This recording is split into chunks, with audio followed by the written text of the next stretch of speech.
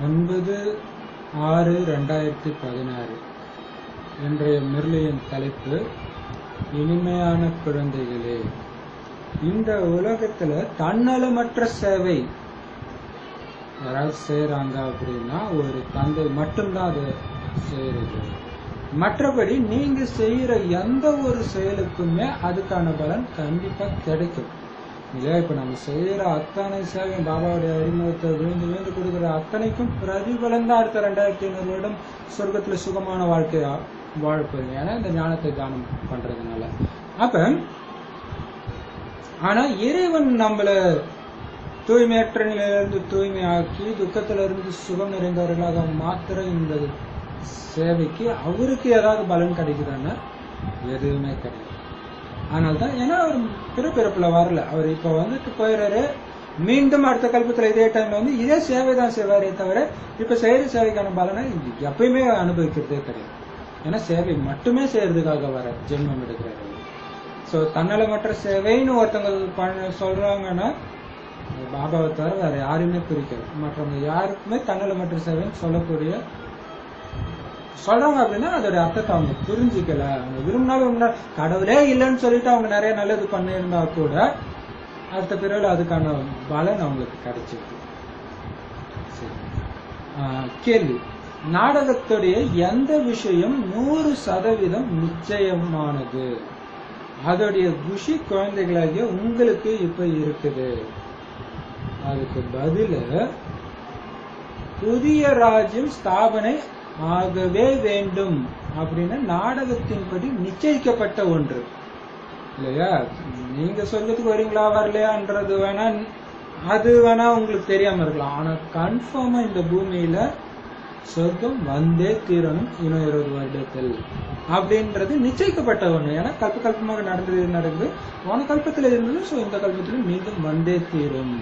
ஸ்ரீமத் படி நாம நமக்காக நம்முடைய ராஜ்யத்தை இப்ப ஸ்தாபனை செஞ்சிட்டு இருக்கிறோம். இந்த பழைய உலகத்துடைய விநாசம் ஆகத்தான் வேண்டும். பழைய உலகத்தின் அழிவு நடைபெற்றே தீரணும். இப்ப பாபா சொல்ற குழந்தைகளாக நீங்க எந்த அளவுக்கு முயற்சி செய்றீங்களோ அந்த அளவுக்கு உயர்ந்த பதவி பலனாக உங்களுக்கு கிடைக்கும்.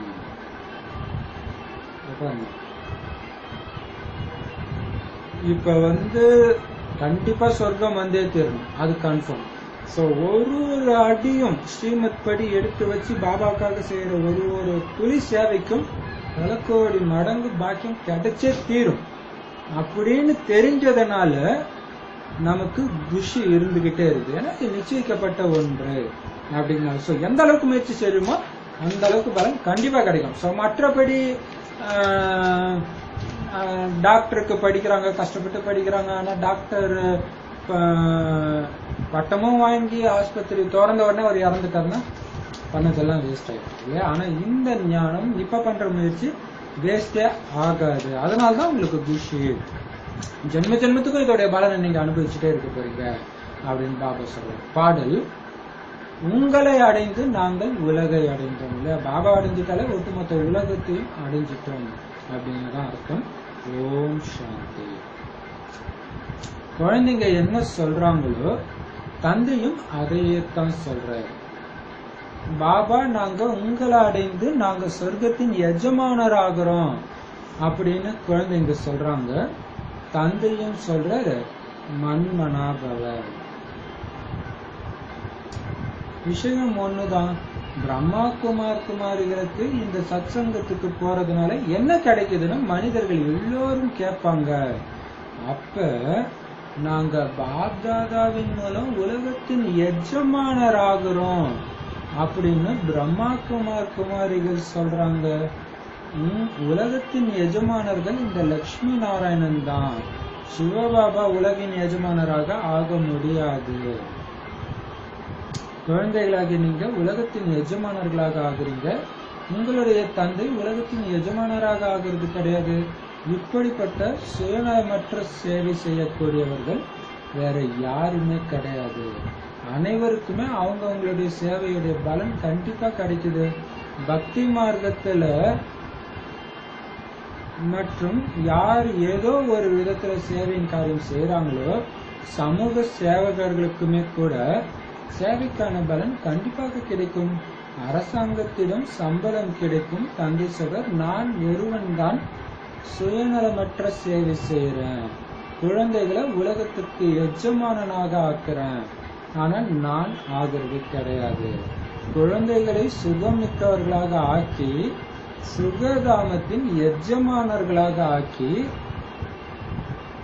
21 பிறவிகளுக்கு சுகத்தை கொடுத்துட்டு நான் என்னுடைய நிர்வாண தாமத்தில், அதாவது வானப்பிரஸ்த நிலையில் சென்று அமர்ந்து விடுகிறேன். வானப்பிரஸ்தம்னு மூலவதனத்தை தான் சொல்லுவோம். மனிதர்கள் வானப்பிரஸ்தத்தை அடையிறாங்க. குழந்தைகளுக்கு அனைத்தையும் கொடுத்துட்டு போய் சத்சங்கம் முதலானவற்றில் கலந்துக்கிறாங்க. இவர் முக்திக்கான வழி கொடுப்பார் அப்படின்னு ஒரு குருவை ஃபாலோ பண்றாங்க. முக்தி ஜீவமுக்திக்கான வழியை எந்த மனுஷனாலும் ஒருபோதும் கொடுக்க முடியாது.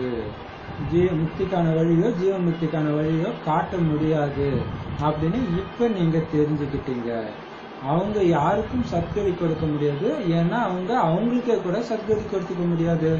தனக்கு கொடுக்க முடிந்தால்தானே பிறகு மற்றவர்களுக்கும் கொடுக்க முடியும். தந்தை வருவதே பரந்தாமத்திலிருந்து. ஏன் பரந்தாமத்திலிருந்து வர்றாரு? ஏன்னா அவர் அங்க வசிக்கக்கூடியவர். அங்கிருந்து வரவருக்கு தான் அங்க போறதுக்கான வழியை சொல்ல முடியும். அப்ப குழந்தைகளாக நீங்க கூட அங்க வசிக்கக்கூடியவங்க தான். ஆனா நீங்க இந்த கர்மக்ஷேத்திரத்துல நடிப்பு நடிக்கணும்.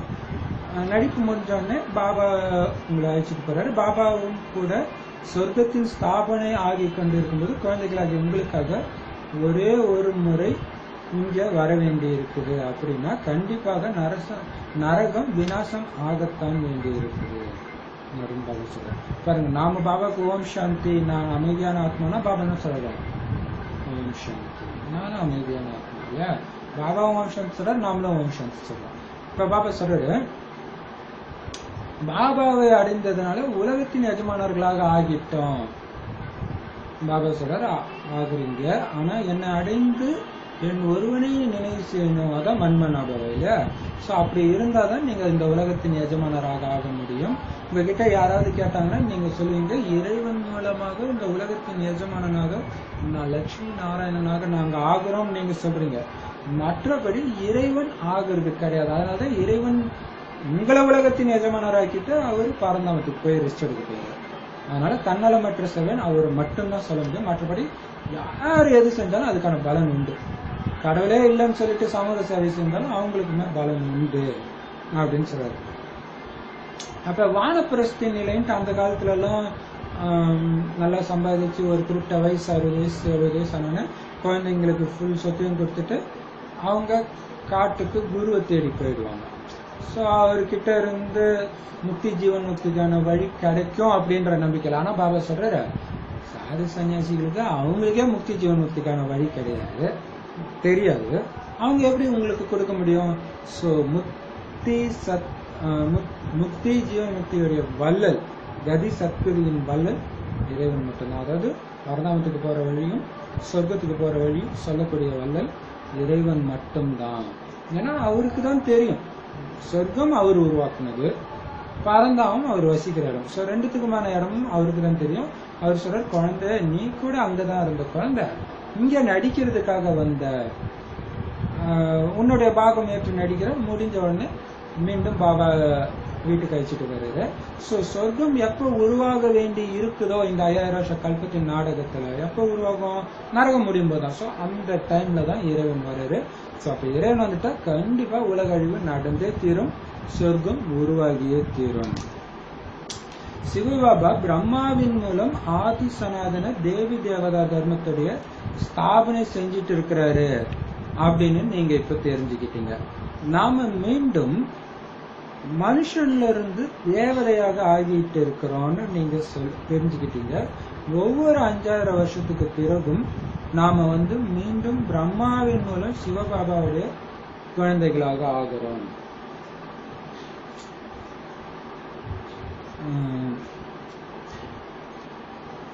அப்ப பாருங்க, பிரம்மாவின் மூலமா தான் தேவதை தர்மத்தை பாபா ஸ்தாபனை செஞ்சுட்டு இருக்கிறான்னு தெரியுது. சோ பிரம்மா வாய் வழியாக சிவன் ஞானத்தை கேட்டு நாம தேவதை ஆகிட்டு இருக்கிறோம். ஒவ்வொரு 5000 வருஷத்துக்கு கழிச்சு மீண்டும் மீண்டும் மீண்டும் பாபா அதே பிரம்மாவுடைய நிச்சயிக்கப்பட்ட உடல்ல வந்து நம்மள தன்னுடைய குழந்தையாக தத்தெடுக்கிறார். எதுக்கு தத்தெடுக்கிறார்? தன்னுடைய ஆஸ்தியை கொடுக்கிறார். நாமளும் ஆஸ்தியை அடையிறதுக்காக தான் பாபா குழந்தைய ஆகிறோம் அப்படின்னு நம்ம புத்தியில இருக்கு. அந்த இறைவனைத்தான் பதித்த பாவனர், அதாவது ஜென்ம ஜென்மாந்திர பாவங்களை எரித்து தூய்மையாக்கக்கூடியவர் அப்படின்ட்டு சொல்லப்படுறாரு. ஞானம் நிறைந்தவர், ஞானக்கடலும் அவருதான். யோகத்தை கற்பிக்கிறார், அதாவது நினைவு, பாபாவை எப்படி நினைவு செய்யணும் அப்படின்னு கற்பிக்கிறாரு. ஆனால் நிராகாரமானவர் எப்படி புரிய வைக்க முடியும்? அதனால பிரம்மாவின் மூலம்தான் மனிதர்ல இருந்து தேவதை ஆக்குகிறேன், அதாவது தேவி தேவதா தர்மத்தை ஸ்தாபனை செய்விக்கிறேன் அப்படின்ட்டு பாபா சொல்றாரு. பாருங்க, மனுஷன்ல இருந்து தேவதையா ஆக்குறாரு பாபா. ஆனா அவர் ஞானக்கடல் தான். ஞானக்கடல்னா ஞானத்தை சொன்னாதான் ஞானக்கடல், ஞானமே சொல்லணும்னா ஞானக்கடல் ஒத்துக்க முடியாது. ஞானத்தை சொல்லணும், ஆனா உடல் கிடையாது, எப்படி சொல்ல முடியும்? அதனால பிரம்மாவின் உடலை எடுத்துதான் இந்த ஞானத்தை போதித்து உங்களை மனிதன்ல இருந்து தேவதையாக ஆக்குறேன், தேவதை தர்மத்தை உருவாக்குறேன் அப்படின்ட்டு பாபா சொல்றாரு. ஆனா இப்ப அந்த தர்மம் இல்லவே இல்லை. அந்த தர்மம் இல்லவே இல்லையோ அந்த தர்மத்தை இறைவன் உருவாக்குறாரு. இது எவ்வளவு பெரிய விஷயம் இல்லையா? மனிதர்கள் எல்லாம் ஒரு தர்மத்தை உருவாக்கிட்டு இருக்கிறாங்க. அனைத்து மனிதர்கள் உருவாக்கிய மதங்களுடைய அழிவும் அந்த ஒரே ஒரு இறைவன் உருவாக்குற தர்மத்தின் ஸ்தாபனையும் ஒரே டைம்ல நடந்துட்டு இருக்குது. இப்ப மீண்டும் பாருங்க, அந்த தர்மம் தேவதை தர்மம் இல்லாதனால அதை மீண்டும் பாபா உருவாக்குறாரு. இப்போது மீண்டும் ஆதிசநாதன தேவி தேவதா தர்மத்தை ஸ்தாபனை செஞ்சு மற்ற அனைவரையும் முக்தி தாமத்துக்கு அழைச்சிட்டு போறேன் இல்லையா? தேவதை தர்மத்தை சார்ந்தவங்க எல்லாம் வர வச்சு அவங்களுக்கு இந்த ஞானத்தை கொடுக்கறதுக்கு தான் 100 வருஷம், கடைசி 100 வருஷம். ஸோ எல்லாரும் வந்த உடனே, அதாவது தேவதை தர்மத்தை சார்ந்தவங்க தான் வருவாங்க. மற்றவங்க அதாவது தன்னுடைய பாவத்தை தானே எரிக்கக்கூடிய இந்த ராஜயோகத்தை கத்துக்கிறவங்கள தேவதை இருக்கிறார். கத்துக்காதவங்களை இறைவனே தண்டனை கொடுத்து எரிச்சு அந்த தண்டனையில துடிச்சிட்டு இருக்கிற ஆத்மாவை அப்படியே ஆழ்ந்த அமைதி நிறைந்த பரந்தாமத்துக்கு அழைச்சிட்டு போறாரு. 2000 வருஷம் அங்கேயே அமைதி அனுபவம் பண்ணிட்டு இருக்காங்க. ஆக்சுவலா அனுபவம் கூட பண்ண முடியாது, ஏன்னா எதுவுமே மறந்த நிலையா இருக்கும் அங்க. சரி, இப்ப பாபா சொல்றாரு அதுதான் முக்தி தாமம், பரந்தாமத்தை தான் முக்தி தாமம் அப்படின்னு சொல்றோம். பாரதம் பழமையான கண்டமாகும். அதனாலதான் பாரதத்துடைய மக்கள் தொகை மற்ற அனைத்து கண்டங்களையும் விட உண்மையில அதிகமாக இருக்க வேண்டும். இப்படிப்பட்ட விஷயங்கள் வேறு யாருடைய புத்தியிலும் வருவதில்லை. ஆதி சனாதன தேவி தேவதா தர்மம் அனைத்தையும் விட மிகவும் பெரியதாக இருக்க வேண்டும். 5000 வருடங்களாக அதோடைய வளர்ச்சி ஏற்பட்டு கொண்டிருக்கிறது. மற்றவர்கள் வர்றது 2000 வருஷத்துக்கு பிறகுதான், 2500 வருடத்துக்கு பிறகுதான் இஸ்லாமியர்களுடைய மக்கள் தொகை குறைவாக இருக்க வேண்டும். பிறகு கொஞ்ச காலத்துக்கு பிறகு பௌத்த தர்மத்தவர்கள் வராங்க. அதனால அவங்களையும் கொஞ்சம் வித்தியாசம் இருக்க வேண்டும். இஸ்லாமியர்கள் பௌத்தர்கள் முதலானவர்கள் முதல்ல வரும் பொழுது சத பிரதானமாக தான் இருப்பாங்க. பிறகுதான் மெதுவாக தம பிரதானமாகறாங்க. இதுவும் கூட கணக்காகும். ஈடுபாடுள்ள புத்திசாலிகளான குழந்தைகள் சிந்திச்சு பார்க்கணும். சூப்பராக இருக்கிறாங்க. மெதுவாக தம பிரதானம் ஆகுறாங்க, இதுவும் கணக்கு. ஈடுபாடு உள்ள, அப்ப இந்த ஞானத்துல ரொம்ப ஈடுபாடு உள்ள புத்திசாலித்தனமான திவ்ய புத்தியுடைய குழந்தைங்க இதெல்லாம் சிந்திச்சு பார்க்கணும். இன்றைய நாட்கள்ல சீனர்கள் அனைவரை விடவும் அதிக அளவுல இருக்கிறாங்கன்னு எழுதுறாங்க. ஆனா அவங்களுக்கு சிருஷ்டி சக்கரத்துடைய ஞானம் கிடையாது. இந்த அனைத்து ரகசியங்களும் குழந்தைகளாகி உங்களுடைய புத்தியில தான் இருக்குது. எழுத படிக்க தெரிந்தவர்களுக்கு விரிவாக நீங்க புரிய வைக்கணும். தேவி தேவதா தர்மத்தவர்களுக்கு 5000 வருடங்கள் ஆகின்றன. அப்போது இந்த சமயத்துல அவங்களுடைய எண்ணிக்கை அதிகம் இருக்கணும். ஆனால் தேவி தேவதா தர்மத்தவர்கள் வேறு வேறு தர்மங்களில் மாறி சென்று விட்டனர். முதலில் நிறைய பேர் முஸ்லிம்களாக மாறினாங்க. பின்னர் பௌத்த சமயத்தவர்களும் அதிக அளவுல புத்த மதத்தை தழுவினாங்க. இங்கேயும் கூட புத்த மதத்தை சார்ந்தவர்கள் நிறைய பேர் இருக்கிறாங்க. கிறிஸ்தவர்களும் அதிக அளவுல இருக்கிறாங்க. தேவதா தர்மத்துடைய பேரே இல்ல. ஒருவேளை நாம பிராமண தர்மம்னு சொன்னா கூட இந்துக்களின் வரிசையில போட்டுடுவாங்க. ஆதிசனாதன தேவி தேவதா தர்மம் பிராமணர்களாகிய நம்ம மூலம் ஸ்ரீமத் படி ஸ்தாபனை ஆகிட்டு இருக்குது அப்படின்னு உங்களுக்கு தான் தெரியும். இந்த விழிப்புணர்வும் இருக்க வேண்டும். தர்மம் மகிமைப்பாடப்படுகிறது அல்லவா?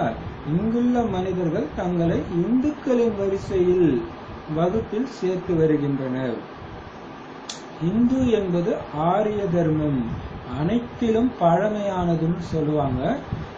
பாரதவாசிகள் முதல்ல ஆரியர்களாக இருந்தனர், மிகவும் செல்வந்தர்களாக இருந்தனர். இப்ப அதுல இருந்து விலகியவர்களாக ஆகிட்டாங்க. புத்திசாலித்தனம் எதுவுமே இல்லை. யாருக்கு என்ன தோன்றுகிறதோ அதை தர்மத்தின் பெயரா வச்சிடுறாங்க. மரத்துல இருந்து சிறு சிறு இலைகள் கிளைகள் தோன்றுகின்றன. புதியவற்றிற்கு சிறிது மதிப்பு இருக்கவே செய்கிறது. நாம பாபா கிட்ட இருந்து சொர்க்கத்தின் ஆஸ்தியை எடுத்துக்கிட்டு இருக்கிறோம் அப்படின்னு குழந்தைகளாகிய நீங்க இப்ப தெரிஞ்சுக்கிட்டீங்க. சரி,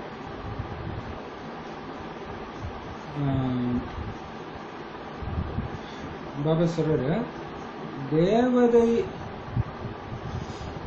தர்மம் தான் மிக பழமையான தர்மம், பாரதம் தான் மிக பழமையான கண்டமும் கூட. அதனால உண்மையிலே பாரதத்துடைய மக்கள் தொகை தான் அதிகமா இருக்கணும். ஆனா இது யாருடைய புத்தியிலும் வர்றது கிடையாது இல்லையா? கிறிஸ்தவ தர்மம் தோன்றி 2000 வருஷம் ஆகியிருக்கு. 2000 வருஷம் ஆனதுனால இன்னைக்கு மக்கள் தொகை அதிகமா இருக்குது. அப்ப 2000 வருடம் முன்னாடி தோன்றிய ஒரு தர்மத்துடைய மக்கள் தொகை அதிகமா இருக்குதுன்னா 5000 வருடம் முன்னாடி தோன்றிய பாரத தேவதா தர்மத்தின் மக்கள் தொகை அதிகமா தானே இருக்கணும். அது யாருக்கும் தெரியல. ஏன்னா இப்ப அந்த தர்மத்துல ஒருத்தர் கூட இல்லை, இந்த தர்மமே மறந்து போயிடுச்சு. அப்படின்னா என்ன அர்த்தம்? அங்க இருந்தவங்க மற்ற மதத்துக்கு மாறி போயிருக்கிறாங்க. இஸ்லாமியர்கள் படையெடுத்து வரும்போது நிறைய பேர் முஸ்லீமா மாறி இருக்கிறாங்க. புத்த மதம் வரும்போது நிறைய பேர் புத்த மதத்துக்கு அனுப்புறாங்க. இப்ப கிறிஸ்தவ மதத்துக்கு நிறைய பேர் மாறிட்டு இருக்கிறாங்க. அதனால பாபா சொல்றாரு, அப்ப உலகத்துல சீனர்களுடைய மக்கள் தொகை தான் அதிகம்னு எழுதுறாங்க. சிருஷ்டி சக்கரத்துடைய ஞானம் இல்லாதனால அவங்க எழுதுறாங்க. சோ உண்மையிலே அப்ப நீங்க இதை சிந்திச்சு பார்க்கணும். அப்ப பாருங்க, வெளிநாட்டுல எல்லாம் பாபாவுடைய குழந்தைங்க அதிகமா உருவாகிட்டு இருக்கிறாங்கன்னா என்ன அர்த்தம்? இங்க இருந்து சிதறி போயிருக்கிறாங்க. அப்ப நாடகப்படி வெளிநாட்டுக்காரங்க சொல்லும் பொழுதுதான் இங்க இருக்கிறவங்க எல்லாம் ஏஞ்சிப்பாங்க. ஆமா, நம்ம அந்த தர்மத்தை சார்ந்தவங்க. நாம சொல்லும் போது அதை பெருசா எடுத்துக்க மாட்டாங்க. ஏன்னா அவங்க ரிசர்ச் பண்ணி சொல்றாங்க, அவங்களே சொல்றாங்க, சயின்டிபிக்கலி கரெக்டா இருக்கும். அந்த மாதிரி மக்களுடைய மென்டாலிட்டி செட் ஆயிடுச்சு இல்லையா? ஆனால் பாபா சொல்றது, புத்திசாலி குழந்தைங்க இதை நீங்க சிந்திச்சு பார்க்கணும். இப்ப பாபா சொல்றாரு, எது முதல்ல வந்துச்சோ அதோடைய மக்கள் தொகை தான் அதிகமா இருக்கும். கடைசியில வந்ததோடைய இது கம்மியா தானே இருக்கும். அதை நீங்க சிந்திச்சு பார்க்கணும். அப்ப அதிகமாகுதுன்னா என்ன அர்த்தம்னா, இங்க இருக்கிறவங்க அங்க போயிடுறாங்க, மதம் மாறுறாங்க, கர்ம கணக்கின் அனுசாரம் அங்க பிறவி எடுக்கிறாங்க. இப்படிதான் ஆயிடுதே தவிர தேவதா தர்மத்துடையவங்க தான் அதிகமா இருக்கிறாங்கன்ற அந்த விழிப்புணர்வு எல்லாருக்கும் இருக்கணும். இங்க எல்லாம் என்ன பண்ணிட்டாங்கன்னா, தேவதை தர்மன்றதே மறந்துட்டு இந்துக்கள் அப்படின்னு சொல்ல ஆரம்பிச்சிருக்காங்க. இப்ப நம்ம பிராமண தர்மம்னு சொன்னா கூட என்ன பண்றோம், அதுவும் இந்துன்னு ஒரு லிஸ்ட்ல போட்டுறாங்க. அதனால இப்ப சொல்றாரு, பிராமணர்களாகி நாம தேவதை தர்மத்தை உருவாக்கிட்டு இருக்கிறோம் அப்படின்ட்டு சொல்றாரு. ஆனா இப்ப பாரதவாசிகள் ஆரியர்களால மிகப்பெரிய செல்வந்தர்களாக பயங்கரமான புத்திசாலிகளாக இருந்தவங்க. இன்னைக்கு செல்வமும் போச்சு, புத்திசாலித்தனமும் எதுவும் இல்லை. என்னென்னலாம் தோணுதோ அது மாதிரி ஒவ்வொரு மதத்துக்கும் பேரை வச்சிடுறாங்க, வேதங்களையும் கண்ணாப்பின்னு எழுதிடுறாங்க. ஆனா பாபா சொல்றாரு, புதுசா வரும்போது ஒன்னுக்கு கொஞ்ச காலத்துக்காச்சும் மரியாதை இருக்குதுன்றாரு. இப்ப சயின்ஸுமே கூட ஏன் நல்ல மரியாதை இருக்குதுன்னா, அது கொஞ்ச நாள் தான் ஆகுது. சயின்ஸ் சதவ பிரதானமா இருக்குது, அதனால அது கொஞ்சம் பவர் இருக்குது. போக போக அதோடைய பவரும் போயிடுன்றது. அதே மாதிரிதான் ஒரு மதம், ஒரு இயேசு வர்றாருன்னா அப்படின்னா அந்த கிறிஸ்தவ மதம் கொஞ்ச நாளைக்கு பாத்தீங்கன்னா அது ஒரு பயங்கரமா இருக்கும். அதுக்கப்புறம் பாத்தீங்கன்னா அந்த மதத்தின் மேல வெறுப்பு வந்து போறவங்க எல்லாம் இப்ப அந்த மாதிரி அதிகமாயிட்டாங்க இல்ல, ரொம்ப அதிகமா இருக்கு. ஏன்னா ஆரம்பத்துல இருக்கும்போது அதன் மேல ஒரு மதிப்பு இருக்கும், புதுசா ஒரு மதம் தோன்றினாலே அப்படின்ட்டு பாபா சொல்றாரு. இப்ப நம்ம சொர்க்கத்தின் ஆஸ்தியை எடுத்துட்டு இருக்கிறோம் அப்படின்னு தெரிஞ்சுக்கிட்டோம். இந்த மாதிரி சொர்க்கத்தையே ஆஸ்தியா கொடுக்கக்கூடிய தந்தையை நாம எந்த அளவுக்கு நினைவு செய்யணும், நீங்க நினைவு செய்த அளவுக்கு ஒண்ணு ஆஸ்தியும் கிடைக்கும், இன்னொன்னு நீங்க தூய்மையும் அடைவீங்க. இப்ப ரெட்டை வருமானம் இல்லையா, இப்பயே தூய்மையா ஆகுறீங்க. இப்பயே தூய்மையானா இப்பயே சுகமா இருக்கும். இது இல்லாம இந்த தூய்மை அளவுக்கு ஏத்த மாதிரி அந்த சொர்க்கத்தின் ஆஸ்தியும் கிடைக்கும். அதெல்லாம் எதன் ஆதாரத்துல வருது? பாபாவுடைய நினைவின் ஆதாரத்துல. லௌகீக தந்தை கிட்ட இருந்து செல்வத்தின் ஆஸ்தி கிடைக்குது, கூடவே பிறகு தூய்மை இழக்கிறதுக்கான ஆஸ்தியும் கிடைக்குது. இவர் லௌகீக தந்தை, அவர் பரலௌகீக தந்தை, மற்றும் இடையில் இந்த பிரம்ம பாபா அலௌகீக தந்தை. இவருக்கு இடையில் இரு பக்கங்களிலிருந்தும் நிந்தனை கொடுக்கப்படுகிறது. சிவபாபாவுக்கு எதுவும் கஷ்டம் ஏற்படுவதில்லை. இந்த பிரம்மா எவ்வளவு நிந்தனைகளை அடைய வேண்டி இருக்கிறது. உண்மையில கிருஷ்ணருக்கு நிந்தனைகள் ஏற்படுவதில்லை. இடையில் சிக்கியவர் இவர்தான். வழியில் செல்லும் போது பிராமணர் சிக்கி கொண்டார்னு சொல்றாங்க இல்லையா, திட்டுக்களை வாங்குவதற்காக இவர் மாட்டிக்கொண்டார். அலௌகிக தந்தை தான் சகித்துக் கொள்ள வேண்டியிருக்கிறது. சிவபாபா இவருக்குள் பிரவேசமாகி வந்து தூய்மையற்றவர்களை தூய்மையாக்குகிறார் என்பது யாருக்கும் தெரியாது. தூய்மை அடையறதுல தான் அடி வாங்குகின்றனர். நான் அனைவரையும் திரும்ப அழைத்து கொண்டு செல்வதற்காக வந்துள்ளேன் என தந்தை சொல்கிறார். மரணம் முன்னால் நின்றுள்ளது என்பதை நீங்கள் அறிவீர்கள். விநாசம் கண்டிப்பாக ஆக வேண்டியுள்ளது. விநாசமாகாமல் சுகமும் அமைதியும் எப்படி ஏற்படும்? ஏதாவது சண்டை முதலானது நடந்தது என்றால் சண்டை ஓய்வதற்காக மனிதர்கள் யாகம் முதலானவற்றை உருவாக்குறாங்க. விநாசம் கண்டிப்பாக நடக்கும்னு பிராமண குல பூஷணர்களாகிய உங்களுக்கு தெரியும். அப்படி இல்லைன்னா சொர்க்கத்தின் கதவுகள் எப்படி திறக்கும்? அனைவரும் சொர்க்கத்துல வரப்போறது கிடையாது. முயற்சி செய்யறவங்க தான் வருவாங்க. மற்றவங்க எல்லாம் முக்தி தாமத்துக்கு போவாங்க. இது யாருக்கும் தெரியாத காரணத்தினால எவ்வளவு பயப்படுறாங்க, அமைதிக்காக எவ்வளவு அடி வாங்குறாங்க. மாநாடு நடத்திட்டு இருக்கிறாங்க. சுகதாமம் சாந்திதாமம் எப்படி ஸ்தாபனை ஆகிட்டு இருக்குதுன்னு பிராமணர்களாகி நீங்க மட்டும்தான் தெரிஞ்சுக்கிறீங்க. விநாசமாகாமல் ஸ்தாபனை ஆக வாய்ப்பே கிடையாது. நீங்க இப்ப 3 காலத்தையும் தெரிஞ்சுக்கிட்டீங்க. 3வது கண்ணின் ஞானம் கிடைச்சிருக்குது. அமைதி எப்படி ஏற்படும்னு சொல்றாங்க. அதாவது சண்டை நடக்க கூடாது, ஒற்றுமை ஓங்கட்டும் அப்படின்னு எல்லோரும் சொல்றாங்க. நாம் அனைவரும் ஒரு தந்தையுடைய குழந்தைங்க. சகோதர சகோதரன் என்ற தந்தையின் ஒரே வழியை ஏற்றோம் என்றால் ஒற்றுமை ஏற்பட்டுவிடும். ஒரு தந்தையின் குழந்தைகள் என்றால் தங்களுக்குள் சண்டை போட்டுக் கொள்ளக்கூடாது. அது சத்யுகத்துலதான் அந்த மாதிரி இருந்தது. அங்க யாருமே தங்களுக்குள்ள சண்டையிடுவதே கிடையாது. அது சத்யுகத்தின் விஷயமாகிடுச்சு. இங்க கலியுகமாக இருக்கிறது. சத்யுகத்துல இருந்தது தேவதைகள், மற்ற அனைத்து ஆத்மாக்களும் அந்த நேரத்துல எங்க இருந்தாங்கன்னு யாருக்கும் தெரியுது கிடையாது. ஒரு ராஜ்யம் சத்யுகத்துல மட்டுமே இருந்ததுன்னு நீங்க இப்ப புரிஞ்சுக்கிறீங்க. அங்கதான் சுகம், அமைதி அனைத்தும் இருந்தது. இந்த அனைத்து விஷயங்களும் வரிசைக்கிரமான முயற்சிக்கு தகுந்தா போல உங்களுடைய புத்தியில இப்ப இருக்குது.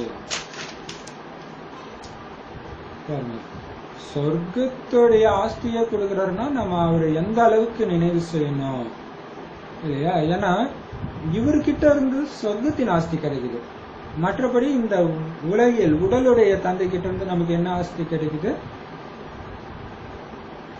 எல்லைக்குட்பட்ட அழியக்கூடிய செல்வமும் கூடவே அந்த செல்வத்தை இழக்கிறதுக்கான தூய்மையை இழக்கிறதுக்கான வழியும் தான் உடலின் தந்தை, அதாவது லௌகீக தந்தை கிட்ட இருந்து நமக்கு கிடைக்கிறது. சோ பரலௌகீக தந்தை எல்லையற்ற தந்தை, அழிவற்ற ஆஸ்தியை கொடுக்கிறார். லௌகீக தந்தை எல்லைக்குட்பட்ட ஆஸ்தியை கொடுக்கிறார். அதனால துக்கமும் வருது. நான் ரெண்டுத்துக்கும் இடையில இருப்பவர் அலௌகீக தந்தை. அதுதான் பிரம்ம பாபா. லௌகீக தந்தை கிட்ட இருந்து பரலௌகீக தந்தை கிட்ட சேர்க்கிற வேலை பிரம்மா பாபா மூலமாக நடக்குது. அதுதான். அதனால என்ன ஆயிடுது, உள்ள அவருக்குள்ள சிவன் வராருன்னு புரிஞ்சிக்காம இவரே ஏதோ சொல்றாரு அப்படின்னு பிரம்ம பாபா ஸ்தூல உடல்ல இருக்கும்போது நிந்தனை வந்துச்சு. இப்பவுமே தாதி உடல்ல வரும்போது என்ன சொல்லிடுறாங்க, சங்கர் பார்த்திக்காங்க பிரம்மா மட்டும் வராரு, சிவன் வரல அப்படின்ட்டு இப்ப அது அப்ப சூக்ஷ்ம உடலை எடுத்தா கூட ஒரு நிந்தனை செய்யறத விடல இல்லையா. சோ நிந்தனை இவருக்கு தான் இடையில மாட்டிக்கிட்டாரு. அதத்தான் சொல்லுவாங்களா, நடுவுல ஒரு பிராமணன் சிக்கிட்டான்டா அப்படின்ட்டு ஒரு பேச்சியல் வழக்குல சொல்லுவாங்களாம். சோ அது இவரை வச்சுதான் பாடப்பட்டிருக்கு. மற்றபடி கிருஷ்ணருக்கு நிந்தனை கிடையாது. கிருஷ்ணர் திட்டு வாங்கினாரு, வெண்ணெய் திருநாரு, அது மாதிரி எல்லாம் கதை ஏற்றாங்க. உண்மையில கிருஷ்ணர் அப்படி எல்லாம் யாரும் அவரை நிந்திக்கல. பிரம்மபாபாவுக்கு வந்த நிந்தனையை தான் அந்த கதை எழுதும்போது அவருக்கு எழுதி இருக்கிறாங்க. இப்ப பாபா தூய்மையற்றவர்களை தூய்மையாக்குறதுக்காக பிரம்மாவுக்குள்ள பிரவேசமாகி இருக்கிறாருன்னு யாருக்குமே தெரியல. இந்த தூய்மை அடையிற விஷயத்துல தான் அடி வாங்குறாங்க இல்லையா. தூய்மையா இருக்க விடுறது இல்ல. பெண்களை அதுவும் அந்த டைம்ல 1936 எப்படி இருந்திருக்கும் இல்லையா. திடீர்னு தூய்மையா இருக்கணும் பொழுது பெல்ட்டால செம அடி அடிப்பாங்கன்னு அம்மா புக்ல பிரம்மபாபா புக்ல எல்லாம் போட்டிருக்கோம் இல்லையா. சோ அந்த அளவுக்கு அடி வாங்கி இருந்திருக்கிறாங்க. நான் எல்லோரையும் திரும்ப அழைச்சிட்டு போக தான் வந்திருக்கிறேன் அப்படின்னு பாபா சொல்றாரு.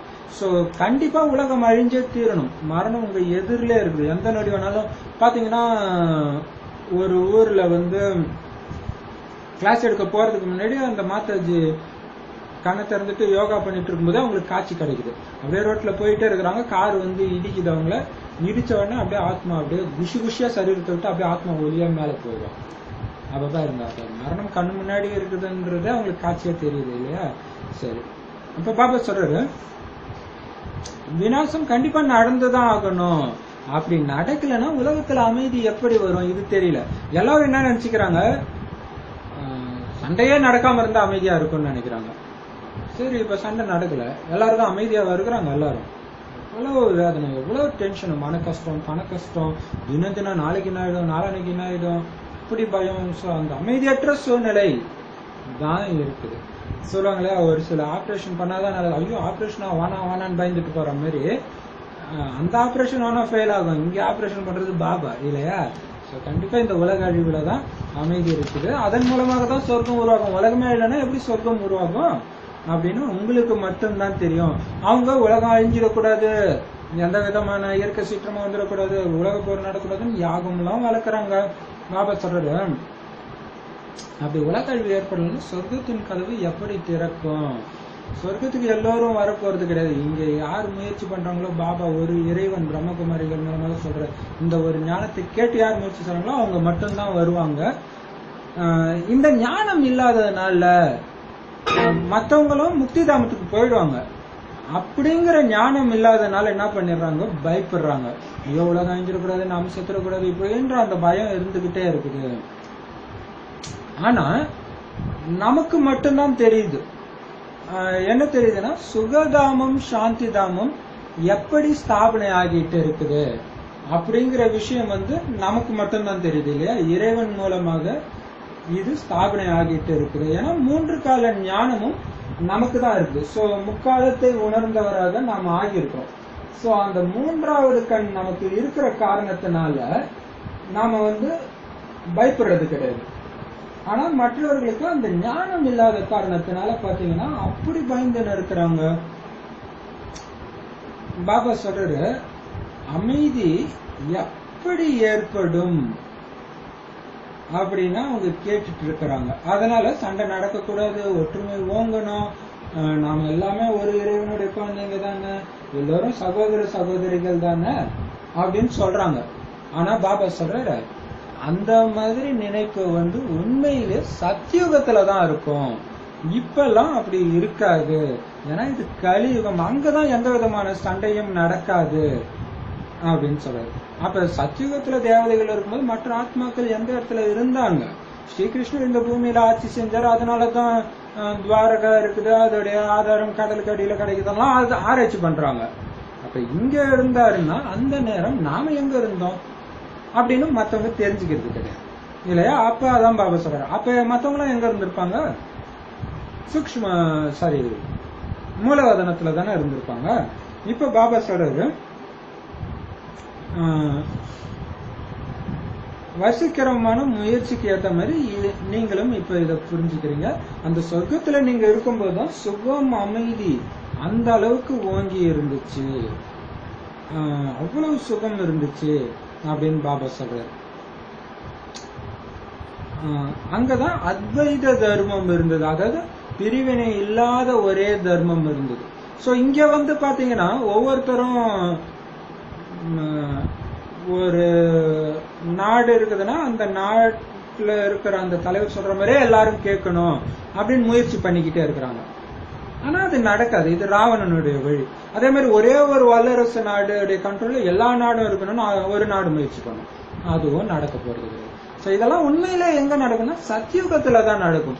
பிரிவினையற்ற ராஜ்யம் எல்லாம் ஒருத்தர் சொல்றத இன்னொருத்தர் மறுக்க மாட்டாங்க, குற்றம் கண்டுபிடிக்க மாட்டாங்க. இங்க குற்றம் கண்டுபிடிக்கிறத எல்லாருமே எக்ஸ்பர்ட்டா இருக்காங்க. சோ அதனால இங்க அப்படி நடக்காது, அங்கதான் அப்படி இருந்துச்சு. அந்த உலகம் இந்த உலக அழிவுக்கு பின்னாடிதான் வரப்போகுதுன்ற ஞானம் யாருக்கிட்டையும் கிடையாது. நீங்க இப்பதான் இந்த 3 கால ஞானத்தையும் தெரிஞ்சவர்களாக இருக்கிறீங்க. தந்தை உங்களை தனக்கு சமமா ஆக்குறாரு. பாபாவுடைய மகிமை என்னவோ அதுவாக நீங்க ஆகணும். பாபா சொல்றாரு இல்லையா, பாபாவுடைய மகிமை அதாவது தனிப்பட்டதுதான். தேவதைகளுடைய மகிமை பாபாவுடைய மகிமை தனிப்பட்டதுதான். ஏன்னா பாபா பிறப்பிறப்புல வரல, இந்த சுயநலமற்ற செயல் செய்யறாரு, ஓகே அதெல்லாம் ஓகே. மற்றபடி அந்த குணக்கடல், சக்திகளின் கடல், கருணை உடையவர், சோ அந்த மாதிரி மகிமைக்கு தகுதியானவர்களாக நீங்களும் மாறணும். சோ பாபாவுக்கு என்னென்ன மகிமை இருக்குதோ அதுக்கு தகுதியானவர்களாக நீங்க மாறணும். திவ்ய திருஷ்டியின் சாவி தந்தையிடம் மட்டுமே இருக்கிறது. தந்தை சொல்லி இருக்கிறார், பக்தி மார்க்கத்துல நான் வேலை கடமை செய்ய வேண்டி இருக்கிறது. யார் யாருக்கு பூஜை செய்யறாங்களோ அவங்களுடைய மன விருப்பங்களை நிறைவேற்றுகிறேன். இங்கேயும் கூட திவ்ய திருஷ்டியின் நடிப்பு நடக்கிறது. அர்ஜுனன் விநாசத்தின் காட்சியை பார்த்தார்னு சொல்றாங்க இல்லையா, விநாசமும் கண்டிப்பாக ஆக வேண்டும், விஷ்ணுபுரியும் கண்டிப்பாக ஸ்தாபனை ஆக வேண்டும். தந்தை கல்பத்திற்கு முன்பு புரிய வச்சது மாதிரி இப்பயும் புரிய வைக்கிறாரு. சூப்பரானது. நேற்று வானில சொன்ன பாயிண்ட பாபா இப்ப கண்டினியூ பண்றாரு. என்ன சொல்றாருன்னா, இதுதான் ரகசியம். இந்த காட்சி காட்டுற சாவி பாபா கிட்ட மட்டும்தான் இருக்குது. சோ எல்லாரும் ஏமாத்திட முடியாது, நானும் கடவுள். அதுதான் சங்கர் பாட்டில எங்ககிட்ட கடவுள் இருக்கிறாரு. அவங்க கிட்ட நான் கேக்குறேன், உங்களுக்கு யாருக்காவது காட்சி எல்லாம் கிடைக்குது? அது பக்தி மார்க்கம் தானே பிரதர், பக்தி மார்க்கம் தான் இங்கேயும் கிடைக்கும். அதாவது அதுக்கு ஆசைப்படாதீங்கன்னு சொன்னாரு. ஏன்னா பிரம்மா பாபாவுக்கே காட்சி கிடைச்சு இல்லையா, அதுதான். அப்ப நிறைய பேருக்கு கிடைக்கும். அங்க கிடைக்கலன்னாலே அங்க இருக்கிறது போலின்னு தான் அர்த்தம் இல்லையா. சோ இதுதான் ரகசியம். அப்ப பாருங்க அந்த திவ்ய புத்தி. அப்ப பாத்தீங்கன்னா நேத்து எனக்கு டச் ஆயிடுச்சு, நேத்து வானிலை நான் இது சொல்லிருக்கிறேன். ஆனா பாபா இன்னைக்கு சொல்றாரு, எவ்வளவு குஷியா இருக்குது இல்லையா. சோ அப்ப ரொம்ப ரொம்ப பரிதாபத்துக்குரிய சகோதரர்கள் சங்கர் பாட்டிங்க என்ன பண்றது. சோ இங்கேயும் திவ்ய திருஷ்டியோட நடிப்பு நடந்துகிட்டு தான் இருக்குதுன்ற. சோ நிறைய காட்சியில இப்ப என்ன மாதிரியே ஒரு உருவம் வேற ஒரு மாதாஜி கிட்ட அவங்க கணவர்கிட்ட நான் பேசிட்டு இருக்கிறதா அவங்க அடுத்த நாள் போன் பண்ணி கேக்குறாங்க, நான் அங்க வரவே இல்லையே மாதாஜி அப்படின்றா. சோ இந்த மாதிரி நிறைய நடிப்பு நடந்துகிட்டே இருக்குது இங்க. சோ இந்த காட்சி காட்டுறது எல்லாமே பாபாவுடைய இதுதான். சோ அது இங்கதான் நடக்கும். சோ இதை பார்த்துதான் அலறி அடிச்சுட்டு கடைசியில எல்லாரும் ஓடி ஆடுவாங்க. ஏன்னா அப்பதான் அந்த அசைக்க முடியாத நம்பிக்கை வரும். இப்ப பாத்தீங்கன்னா முஸ்லிம்கள் கிட்ட கிறிஸ்டியர்களுக்கு நீ என்ன வாதாடினாலும் ஏத்துக்கவே மாட்டாங்க. ஆனா கண்ணு முன்னாடி பார்த்தாங்கன்னா வந்துதானே ஆகணும். இல்ல நான் அந்த பிரதர் கிட்ட கூட அதான் சொன்னேன். என்ன சொன்னா, பிரதர் சரி நீங்க கடைசியில பார்த்தோம், சரி நீங்க கடைசியில என்ன மகாவிஷ்ணுவா பாத்தீங்கன்னா நம்பிதானே ஆகணும், கண்ணு முன்னாடி பார்த்தனா அப்படின்னா சிரிச்சுட்டு கவனம் வருவாரு. ஏன்னா இதை காட்டக்கூடிய சாவி அவர்கிட்டதான் இருக்குது. பாபா தன்னுடைய குழந்தையதான் வெளிப்படுத்துவார் இல்லையா, தனக்கு துரோகம் செஞ்சவங்களை வெளிப்படுத்தின இருப்பாரு. சரி அதான் பாபா சொல்றாரு, விஷ்ணுபுரியும் அர்ஜுனன் விநாசத்தின் காட்சியை பார்த்தாருன்னு சொல்றாங்க இல்லையா. சோ நிறைய பேருக்கு இந்த மாதிரி காட்சி கிடைக்குது. அப்படியே யோகத்துல உட்கார்ந்துட்டு இருக்கும்போதே டக்கு டக்குன்னு காட்சி கிடைக்குது. இந்த உலக விநாசம் ஆகுறது, அப்படியே தேவதை மாதிரி தெரியுது. எல்லாமே இங்கதான் இது நடந்துட்டு இருக்குது. விநாசமும் கண்டிப்பாக ஆக வேண்டும். அப்ப அர்ஜுனன் உலக அழிவின் காட்சியை பார்த்ததா சொல்றது இப்ப பிரம்மாவுக்கு கிடைச்ச காட்சியை தான் இங்க மகாபாரதத்துல அர்ஜுனன் கிடைச்சதா காட்டியிருக்கிறாங்க. விஷ்ணுபுரியும் கண்டிப்பாக ஸ்தாபனை ஆகணும். தந்தை கல்பத்துக்கு முன்னாடி புரிய வச்ச மாதிரி இப்பொழுதும் புரிய வைக்கிறாரு. பாபா நம்மை மனிதன்ல இருந்து தேவதையாக ஆக்குறாரு. தேவதையாகும் பொழுது அசுர சிருஷ்டியின் விநாசமும் கண்டிப்பாக நடக்கும். பாருங்க, அதான் பாபா சொல்றது இல்லையா, நீங்க தேவதை ஆகிறதுக்கான அந்த சமஸ்காரம் உங்களுடைய ஆத்மால வந்துச்சு, ஃபுல்லா வந்துச்சு அப்படின்னா உலக அழிவு ஸ்டார்ட் ஆயிடும். ஏன்னா உங்களுக்காக தான் வெயிட்டா, இந்த தேவதைகளுக்காக தான் இந்த உலக அழிவு தள்ளி போடப்பட்டு வந்துட்டு இருக்கு. நீங்க ரெடி ஆயிட்டீங்கன்னா ஸ்டார்ட் ஆயிடும். அப்ப எல்லா மதத்திலயும் தானே உலகம் அழியுனாங்க, ஏன் அழியுன்னே அவங்களுக்கு தெரியாது. எல்லாம் அழிஞ்சு மேல போறாங்கன்னா அது எதுக்கு உலக அழிவாகுது, இங்க புதுசா ஃப்ரெஷ் ஆகணும், புது உலகமா மாறணும். ஏன் ஆகணும், அந்த புது உலகத்துக்கு தகுதியானவர்கள் ரெடி ஆனதுக்கு அப்புறம் அது ஆகணும். சோ ரெடி ஆகிற நேரம் இப்ப நடந்துட்டு இருக்குது. அப்ப கண்டிப்பா அசுர உலகம், நீங்க தேவதை ஆகும்போது அசுர உலகம் அழிந்தே தீரும். நாலாபுறமும் ஐயோ ஐயோன்னு அவல குரல் ஒலிக்கும். புத்தியினால புரிஞ்சுக்க முடியும். இயற்கையின் சீற்றம் ஏற்பட உள்ளது, ஆயுதங்களின் மழையும் பொழிய போகிறது. இவை அனைத்தின் விநாசம் ஏற்படும் பொழுது சத்தியுகத்தின் ஸ்தாபனை ஏற்படும். 5 தத்துவங்களின் எரு கிடைச்சிடும். இந்த பூமிக்கு எருவை பாருங்கள் எவ்வளவு கிடைக்கிறது. இந்த ருத்ர ஞான யஜ்யத்துல இவை அனைத்தும் ஸ்வாகா ஆகிவிடும். பக்தி மார்க்கத்தில் பாருங்கள் ருத்ர யஜ்யத்தை எப்படி ஏற்பாடு செய்யறாங்கன்ட்டு. சிவபாபாவின் லிங்கத்தையும் சிறிய சிறிய சாலி கிராமங்களையும் நிறைய உருவாக்கி பூஜை செஞ்சுட்டு பிறகு அழிச்சிடுறாங்க. பிறகு தினந்தோறும் உருவாக்குறாங்க, பூஜை செய்து பிறகு உடைச்சிடுறாங்க. சிவபாபாவுடன் யாரெல்லாம் சேவை செய்தார்களோ அவர்களுடைய நிலையையும் இப்படி ஆக்குறாங்க. ஒவ்வொரு வருஷமும் ராவணனுடைய உருவத்தை உருவாக்கி எரிக்கிறாங்க. எதிரியின் உருவத்தை உருவாக்கி ஓரிரு முறை எரிப்பார்கள். வருடா வருடம் எரிக்கக்கூடிய முறையை ஏற்படுத்துறது கிடையாது. ஒரே முறை கோபத்தை தனித்துக் கொள்வார்கள். ராவணனையோ ஒவ்வொரு வருடமும் எரிக்கிறாங்க. இதன் அர்த்தத்தை யாருமே புரிஞ்சுக்கிறது கிடையாது. பிறகு ராவணன் சீதையை திருடினார்னு சொல்றாங்க, அர்த்தத்தை கொஞ்சமும் புரிஞ்சுக்கிறது கிடையாது.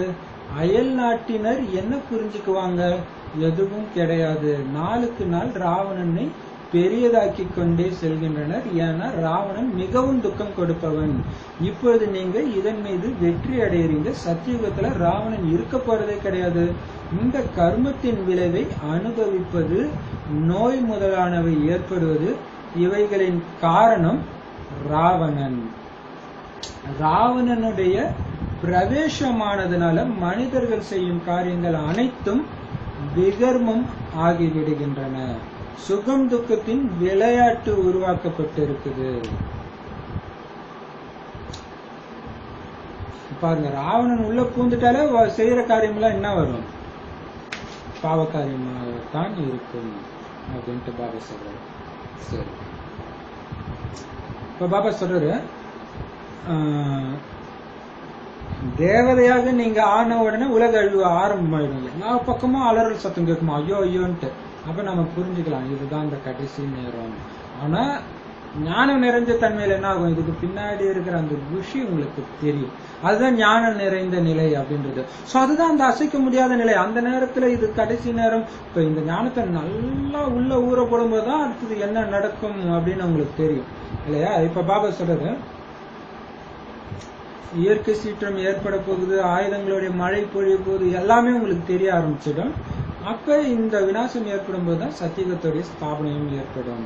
அப்ப இந்த உலக விநாசத்துல 5 தத்துவங்களுக்கும் உரம் கிடைக்கும், எரு கிடைக்கும்ன்றார், அது சக்தி கிடைக்கும்ன்றார். இல்ல எருனாலே சக்திக்காக தானே. இப்ப மண்ணுல சாரமே இல்ல, சக்தியே இல்ல, அதுக்கு உரம் போடுங்கன்றாங்க. அதே மாதிரி பஞ்ச தத்துவங்களுக்குமே சக்தி கிடைக்குமா இந்த உலக அழிவுல. பாத்தீங்கன்னா அதான் பாபா சொல்றாங்க, பக்தி மார்க்கத்துல கூட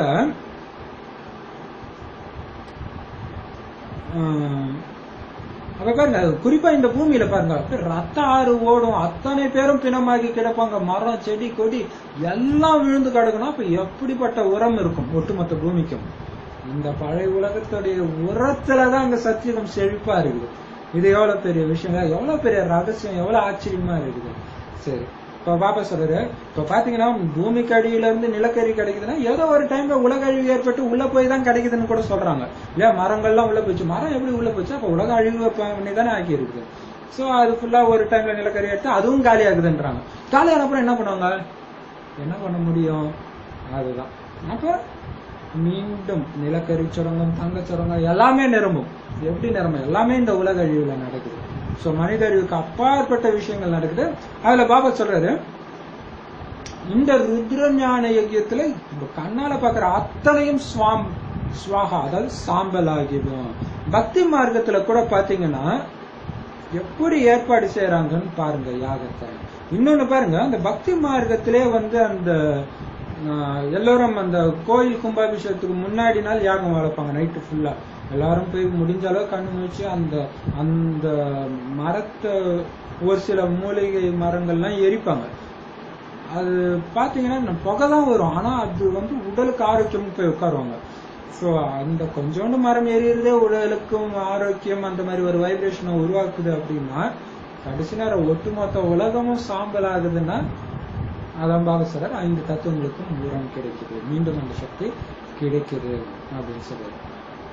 இப்போ வீட்டுக்கு கணபதி பூஜை பண்ணிட்டு கணபதி ஹோமம் போட்டு போறதுக்குமே கூட இதுதான் இந்த கடைசி நேரம் உலக அழிவுல நடந்ததுடைய இதுதான் இங்க பாத்தீங்கன்னா பக்தி மார்க்கத்துல அப்படி பண்றாங்க. சோ அப்ப பாத்தீங்கன்னா அதுலயும் கொஞ்சம் எஃபெக்ட் இருக்கதான் செய்யுது, ஆனா நிரந்தரமான எஃபெக்ட் இருக்காது, கொஞ்ச நாளைக்கு இருக்கும், அவ்வளவுதான். சரி, இப்ப பாபா சொல்றாரு பாத்தீங்கன்னா ருத்ர ஞான யஜ்யம் அவங்க வளர்க்குறாங்க, சிவயோகம் சிவயாகம் வளர்க்குறாங்க. அப்படின்னா சிவலிங்கத்தையும் பண்றாங்க, சாலிகிராம லிங்கத்தையும் பண்றாங்க. சோ பாபாவோட சேர்ந்து யாரெல்லாம் சேவை செஞ்சாங்களோ அவங்களுக்கு சாலிகிராமம் குட்டி குட்டி லிங்கம் எல்லாத்தையுமே அழிச்சிடுறாங்க. சோ உருவாக்குறாங்க, அழிக்கிறாங்க. ஏன் அழிக்கிறாங்கன்னு தெரியல இல்லையா? அதே மாதிரி ராவணனையும் பாத்தீங்கன்னா வருஷம் வருஷம் உருவாக்குறாங்க, எரிக்கிறாங்க, மறுபடியும் அடுத்த வருஷம் உருவாக்குறாங்க, மத்தியம் எரிக்கிறாங்க. இப்போ எதிரியத்தான் அது மாதிரி உருவ பொம்மை செஞ்சு ஒரு அரசியல் கட்சிக்காரங்க எதிர்கட்சிக்காரங்க உருவ பொம்மை செஞ்சு எரிப்பாங்க இல்லையா? ஏதோ பிடிக்காத சொன்னாங்கன்னா. ஆனா எத்தனை தடவை வருஷம் வருஷமா எரிப்பாங்க. அந்த டைமுக்கு ஏதோ அவங்க கோபம் தண்ணீர் அளவுக்கு எரிச்சுப்பாங்க. ஆனா ராவணன் வருஷம் வருஷம் பெருசு பெருசா, போன வருஷத்தோட இந்த தடவை பெருசா பண்றாங்க. பெருசு பெருசா அவன் வளர்ந்துகிட்டே இருக்கிறான், எரிச்சுக்கிட்டே இருக்கிறோம். ஏன் எரிக்கிறோம்னு தெரியல. கேட்டா ராவணன் ராமருடைய மனைவி திருட்டு போயிட்டான். ராமர் மனைவி திருடுனா நீங்க ஏன் எரிக்கிறீங்க இல்லையா? சோ அதோட உள்ளர்த்தம் என்ன? ஆத்மாக்களாகி சீதைகளை காமம், கோபம், பற்று, பேரச, அகங்காரம்ன்ற இந்த 5 விகாரங்கிற ராவணன் கடத்திட்டான், ஆத்மாவின் சக்தியை எடுத்துட்டான் அப்படின்றதுதான் அதோடைய அர்த்தம். தெரியாமலே அவங்க எரிச்சிட்டு இருக்கிறாங்க அப்படின்னு பாபா சொல்றாங்க. இப்ப அந்த ராவணன் மேல, அதாவது இந்த 5 விகாரத்தின் மேல வெற்றி அடையிறீங்க. அந்த அளவுக்கு வெற்றி பெறீங்கன்னா அடுத்த 2500 வருஷத்துக்கு இந்த காமம், கோபம், பற்று, பேரச, அகங்காரம் அப்படின்னா என்னன்னே தெரியாது யாருக்கும். அப்படின்னா ராவனுடைய பேர் அடையாளமே தெரியாத அளவுக்கு அவன் மேல வெற்றி அடையிறீங்க. அதனால சத்தியுகத்திலேயோ திரேதாயுகத்திலேயோ அவன் இருக்க போறதே கிடையாது. மற்றபடி நீங்க கர்ம கணக்கு அனுபவிக்கிறீங்களே, நோய், துக்கம், பண கஷ்டம், மன கஷ்டம், இது எல்லாத்துக்கும் காரணம் என்னன்னா ராவணன் தான். ராவணன் உங்களுக்குள்ள பிரவேசமானதுனால இந்த காமம், கோபம், பற்று, பேரச, அகங்காரன்ற இந்த 5 விகாரங்கள் உள்ள போறதுக்கு காரணமா இருக்கிறது நான் உடம்புன்ற உணர்வு. சோ அதுதான் எப்ப அந்த தேக உணர்வு உள்ள வந்துச்சோ அதனால நீங்க செய்யற அனைத்து காரியங்களும் பாவ காரியமாயிடுது இல்ல. நான் இந்த உடல்னால ஆட்டோமேட்டிக்கா இந்த 5 விகாரங்கள் வந்துடும். அதனால நீங்க செய்யற அனைத்தும் பாவ காரியங்களாகவும் ஆகிருக்கு. இப்ப இந்த 5000 வருடம் சுக துக்கத்தின் விளையாட்டு, பாதி சுகத்துக்கான விளையாட்டு, பாதி துக்கத்துக்கான விளையாட்டு. இந்த வரலாறு புவியியலை பத்தி உங்களை தவிர யாருக்குமே தெரியாது. லட்சுமி நாராயணனுக்கு இந்த ராஜ்யம் எப்படி கிடைச்சதுன்னு யாருக்குமே தெரியாது இல்லையா? லட்சுமி நாராயணன் இங்க ஆண்டாங்க அது சொல்றாங்க, ஆனா அவங்களுக்கு அந்த ஆட்சியை யார் கொடுத்தாங்க? திடீர்னு அவங்க ராஜா வைட்டாங்களா? அப்ப யார் கொடுத்தாங்க அந்த விஷயமும் யாருக்கும் தெரியாது. சின்னஞ்சிறு குழந்தைகளாகிய நீங்க புரிய வைக்கிறீங்க. இந்த லட்சுமி நாராயணன் சத்தியுகத்துல ராஜ்யம் செஞ்சுட்டு இருந்தாங்க, சங்கமயுகத்துல இந்த ராஜயோகத்தை கத்துக்கிட்டு இந்த பதவியை அதன் பலனாக அடைஞ்சாங்க அப்படின்னு சின்ன சின்ன குழந்தைங்க இல்லையா? பிரம்மகுமாரிகள்னால பெரும்பாலும் சின்ன சின்ன பெண் குழந்தைங்க இருப்பாங்க. சோ பிரம்மகுமாரிகள் சிஸ்டர்ஸ், கன்னியாக்கள். சோ அவங்க புரிய வைக்கும் போது பெரிய பெரிய வேத சாஸ்திரம் படிச்சவங்களும் அப்படியே மெய் மறந்து கேட்பாங்க, இங்க எப்படி இவ்வளவு துல்லியமா சொல்றாங்க? நாம ஒரு விஷயத்த சொல்லணும்னா அப்படியே 4 கணக்கா தினம் கிளாஸ்க்கு வா அப்படின்னு சொல்லுவோம். இந்த சர்வசாதாரண சொல்றாங்க, லட்சுமி நாராயணன் இங்க ஆண்டாங்க, 5000 வருஷம் முன்னாடி இருந்தாங்க, மீண்டும் வரப்போறாங்க, துல்லியமா சொல்றாங்களே. அப்படின்ட்டு பெரிய பெரிய வேத சாஸ்திரங்களை படிச்சவங்களும் பலி ஆவாங்க. இதோடைய நினைவாகத்தான் பீஷ்ம பிதாமகர் சிகண்டிகைன்ற பெண் விட்ட அந்த ஞான அம்புல பலியானதாக மகாபாரதத்துல காட்டியிருக்கிறாங்க. சரி, அம்பு, அந்த அம்பு வந்து இந்த ஞான அம்பு தான் பாபா சொல்றது.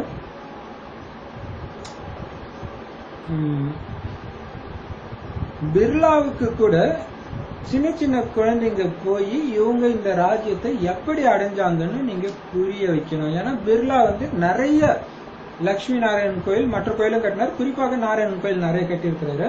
ஸோ கண்டிப்பா தீவிர பக்தரா தான் இருந்திருப்பாரு இல்லையா. ஸோ அவருக்கு நீங்க கண்டிப்பா புரிய வைக்கணும்னு சொல்றாரு. இப்ப கலியுகம், இத சத்தியுகம்னு சொல்றது கிடையாது, ஏன்னா ராஜ்யம் இங்க கிடையாது. ராஜாக்களின் கிரீடத்தையே நீக்கிட்டாங்க. தர்ம சாஸ்திரங்கள் 4 மட்டும்தான். கீதை தர்ம சாஸ்திரமாகும். அதுல இருந்துதான் 3 தர்மங்கள் இப்ப ஸ்தாபனை ஆகுது. சத்தியுகத்துல கிடையாது. லக்ஷ்மி நாராயணனோ அல்லது ராமனோ இதுதான் பெரிய விஷயம் இல்லையா. அப்ப பாபா சொல்ற கீதையில இருந்துதான் தேவதை தர்மம் உருவாகுது. இந்த கீதையில இருந்தேதான் மற்ற தர்ம சாஸ்திரங்களும் உருவாகுது.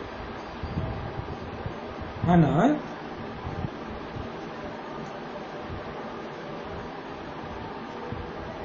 பாத்தீங்கன்னா 3 தர்மங்கள் பாத்தீங்கன்னா துவாபரயுகம் கலியுகத்துல தான் உருவாகுதே தவிர சத்தியுகத்திலயோ திரேதாயுகத்திலயோ அது உருவாகிறது கிடையாது.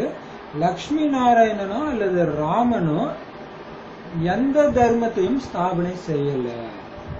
எவ்வளவு பெரிய விஷயம் இல்லையா. இயேசு அவ்வளவு கஷ்டப்பட்டு அடி உத வாங்கி ஸ்தாபனை செஞ்ச கிறிஸ்தவ தர்மத்தை. நபியும் அதே மாதிரி பண்ணாரு, நிறைய எல்லாருமே அப்படிதான் பண்ணாங்க. ஆனா எல்லாரையும் விட அதிக மகிமை வந்து ராமருக்கும் கிருஷ்ணருக்கும் தான் கோயில் கட்டி அப்படி ஒரு மகிமை பாடிட்டு இருக்கோம். ஆனா அவங்க எந்த தர்மத்தையும் ஸ்தாபனை செய்யல அங்க இல்லையா. ஆனா அதுக்கு முந்தைய ஜென்மத்துல சங்கம யுகத்துல அவங்க இதை செஞ்சாங்க. சரி, இப்ப பாபா சொல்றாரு இந்த தர்மத்தை இப்பதான் ஸ்தாபனை செஞ்சிட்டு இருக்கிறோம். நாமளும் பாபாவோட சேர்ந்து செஞ்சிட்டு இருக்கிறோம். பிறகுதான் இஸ்லாம், பௌத்தம் மற்றும் கிறிஸ்தவ தர்மங்களின் ஸ்தாபனை உருவாகுது. கிறிஸ்தவர்களின் ஒரே தர்ம சாஸ்திரம் பைபிள், அவ்வளவுதான். பிறகு வளர்ச்சி அடைந்தபடி போகுது. ஆதி சனாதன தேவதா தர்மம் தான் இப்ப மீண்டும் தேவி தேவதா தர்மத்தின் ஸ்தாபனை செய்யறோம். நீங்க நாடகத்தின் ரகசியத்தை நல்ல விதமா புரிஞ்சுக்கிட்டீங்க. குஷியம் உங்களுக்கு இருக்குது. நாம மீண்டும் நம்முடைய ராஜ்ய பாக்கியத்தை ஸ்தாபனை செஞ்சுட்டு இருக்கிறோம்னு இப்ப குழந்தைகளாகிய உங்களுக்கு 100% நிச்சயம் இருக்குது. பாருங்க, இதுதான் இந்த நிச்சய புத்தியில தான் இருக்குது எல்லாமே இல்லையா. சரி, இப்ப பாபா சொல்றாரு கிறிஸ்தவர்களுக்கு ஒரே வேத நூல் தான் பைபிள் தான். முஸ்லிம்களுக்கு ஒரே வேத நூல் தான் குரான் தான். அதே மாதிரி தேவதை தர்மத்துக்கும் ஒரே வேத நூல் தான் இந்த சத்தியமான கீதை தான். மற்றபடி இப்ப பாத்தீங்கன்னா இந்துக்கள் பாத்தீங்கன்னா சிவபுராணம், கீதை, ஊறப்பட்ட நூல் இருக்கு, ராமாயணம், மகாபாரதம். ஆனா அதெல்லாம் மதத்தை உருவாக்கிய நூல் கிடையாது. அப்ப தர்மசாஸ்திரம்னா அது கீதை மட்டும்தான் அப்படின்னு சொல்றாரு. மீண்டும் அந்த தர்மத்தை நாம நாடகப்படி ஸ்தாபனை செஞ்சுட்டு இருக்கோம். ஏன்னா அது வந்தே ஆகணும்ன்ற அந்த ரகசியத்தை தெரிஞ்சிட்டதுனால அவ்வளவு குஷி இருக்குது நமக்கு. 100% நிச்சயமும் இருக்குது. இதுல சண்டை முதலான எந்த விஷயமுமே கிடையாது. அதுதான் எல்லாரும் ஆச்சரியப்படுவாங்க. பைபிள் எல்லாம் இந்த வருஷத்துல உலகம் அழியும்னு சொல்ல, நீங்க எப்படி சொல்றீங்க? சொல்றது கிடையாது இல்லையா. அதுதான் அந்த ரகசியம். ஏன்னா இயேசு சொல்லி இருக்கிறாரு, உங்க கண்ணு முன்னாடியே பாப்பீங்கன்ட்டு. அவரு யாரு முன்னாடி பேசினாரோ அவங்க முன்னாடி சொன்னாரு. ஆனா அவங்க இறந்து 2000 வருஷம் ஆயிடுச்சு. அவங்க பாவம் பார்க்கல இல்லையா. அந்த ஆத்மாக்கள் இங்க இருந்து இப்ப பார்க்க போறாங்க, அது வேற விஷயம். சரி, அது அவங்களுக்கு தான் மறுஜென்மம் பற்றிய ஞானம் இல்லையா. சோ அப்போதைக்கு அவர் சொன்னது அப்ப பொய் தான். ஆனா இங்க சொல்றது இறைவன். அதனால நமக்கு 100% நிச்சயமா இருக்குது. ஏன்னா அங்க உலகம் அழிய போது, இதே உலகத்துலதான் சொர்க்கம் வரப்போகுதுன்னு இவ்வளவு தெளிவாகும். நீங்க தான் ராஜ்யத்தை பண்ண போறீங்க, நீங்க இதுக்கு முன்னாடி தான் பண்ணீங்கன்னு பைபிள்ல கிடையாது இல்லையா. இதை இப்ப நமக்கு இவ்வளவு நிச்சய புத்தி இருக்கு இதுல. சோ இந்த நிச்சய புத்தியோட கூடவே தான் அதிசயங்கள்லாம் நடக்கிறது, அந்த காட்சி பார்க்கறது எல்லாமே. இப்ப இன்னொரு விஷயம் என்னன்னா, இதுல இன்னொன்னு புரிஞ்சுக்கணும். இங்க நிறைய காட்சிகள் கிடைக்கும். சோ இறைவன் இருக்கிற இடத்துல தான் கிடைக்கும், சங்கர் பார்ட்டி அந்த மாதிரி இடத்துல கிடைக்காது, அது ஓகே. இன்னொன்னு, காட்சி பார்க்கறதுல ஆசிரியம் வைக்கக்கூடாதுன்ற நாடகத்துல இருந்தா அது தானா நடக்கும். இதுவே லட்சியம் எல்லாம் கிடையாது நமக்கு, இல்லையா? ஏன்னா மம்மாவுக்கே காட்சி கிடைக்கல. இதை ஏன் நான் சொல்றேன்னா, தீபா சிஸ்டர்னு கத்தாரில் இருக்கிறாங்க. அவங்க ஒரு தடவை சென்டருக்கு புதுசா அப்பதான் போறாங்க, ஒரு போயிருக்கிறாங்க. அதுக்கு முன்னாடி சும்மா 7 நாள் மட்டும் போயிட்டு அப்புறம் நடுவில் ஒரு தடவை கூப்பிட்டு போயிருக்காங்க. அப்போ ஒரு மாத்தாச்சு சொல்றாங்க, எனக்கு இப்படி ஆச்சு, யோகத்துல பண்ணும்போது எனக்கு இந்த மாதிரி காட்சி கிடைச்சது, அந்த மாதிரி காட்சி கிடைச்சதுன்னு இவங்களுக்கு பயமாயிடுச்சு. ஐயோ நம்ம தப்பா யோகா பண்றோம்ல இருக்க, நமக்கு எந்த காட்சியும் கிடைக்கலையே அப்படின்னு நினைச்சுக்கிறாங்க. ஸோ ஆசை வைக்கக்கூடாது, அது நம்ம லட்சியம் கிடையாது, அதையும் சொல்ல வேண்டியதா இருக்கு, இல்லையா? சரி, அப்ப நீங்க இப்படி ஒருத்தர்கிட்ட ஷேர் பண்ணா கூட இதையும் சேர்த்து சொல்லுங்க. ஏன்னா அங்க புது ஆத்மா இருந்தா அவங்க இப்படியும் நினைப்பாங்க அப்படின்றதுக்காக. மற்றபடி நீங்க சொல்லுங்க, சொல்றதுனால மத்தவங்களுக்கு ஊக்கம் வரும், நிச்சய புத்தி வரும், அதெல்லாம் ஓகே. கூடவே இது லட்சியம் கிடையாது, எல்லாருக்கும் இது ஆகணும்னு அவசியமும் கிடையாது, இது ஆகலைன்னா தப்பா பண்றோம்னு அவசியம் அர்த்தமும் கிடையாது அப்படின்னு சொல்லுங்க. ஒவ்வொருத்தருக்கும் ஒவ்வொரு மாதிரி அனுபவம் ஆகும். ஒருத்தருக்கு பூர்வமத்தில் துடிக்கும், ஒருத்தருக்கு அப்படியே ஜொலிக்கிற மாதிரி தெரியும், ஒலி தெரியும். இந்த மாதிரி ஒவ்வொருத்தருக்கும் ஒவ்வொரு விதமா தான் அனுபவம் இருக்கும். சரி, அப்ப பாபா சொல்றாரு, கண்டிப்பாக உலக ராஜ்யம் ஸ்தாபனை ஆகிட்டு இருக்குது அப்படின்னு உங்களுக்கு 100% நிச்சயம் இருக்கு. இதை நீங்க சண்டை போட்டெல்லாம் ஒண்ணு இந்த ராஜ்யத்தை ஸ்தாபனை பண்ணல, யோக பலத்தினால பண்றீங்க. இது நிச்சயம். மரணம் எப்படி நிச்சயமான ஒன்றோ அப்படி இதுவும் நிச்சயமான ஒன்று. எது? நாம அரியணை ஏற நாள் ரொம்ப கிட்ட வந்துச்சுன்றது நிச்சயம் இல்ல. இப்ப யாருடைய ஆட்சி, அரசியல்ல வச்சு நான் ஆட்சியை பிடிக்கணும் அப்படின்ட்டு பண்ணீங்க, உழைக்கிறாங்க, எல்லாம் பண்றாங்க. ஆனா ஆட்சிக்கு வரல, உடனே அவங்க மனசு தேத்திக்கிறாங்க, அடுத்த தடவை பார்ப்போம். ஆனா நமக்கு கன்ஃபார்மா தெரியும், கூடிய விரைவில் நம்மளுடைய ஆட்சி நடக்குது இல்லையா? அங்க எலெக்ஷன் எல்லாம் கிடையாது, நிச்சயிக்கப்பட்ட ராஜராணி ஆட்சி. பிறக்கும் போதே கன்ஃபார்ம் ராஜா தான், இல்லையா? சோ மரணம் எப்படி நிச்சயிக்கப்பட்டதோ அந்த மாதிரி நிச்சயிக்கப்பட்டது நீங்க ஆட்சி செய்ய போறது அப்படின்ட்டு பாபா நம்மளுக்கு விஷயம் பண்றாரு. நாம மீண்டும் ராஜ்ய பாக்கியத்தை எடுக்கிறோம்னு நீங்க தெரிஞ்சுக்கிட்டீங்க. ஒவ்வொரு கல்பமும் தந்தை கிட்ட இருந்து ஆஸ்தியை எடுக்கிறோம்.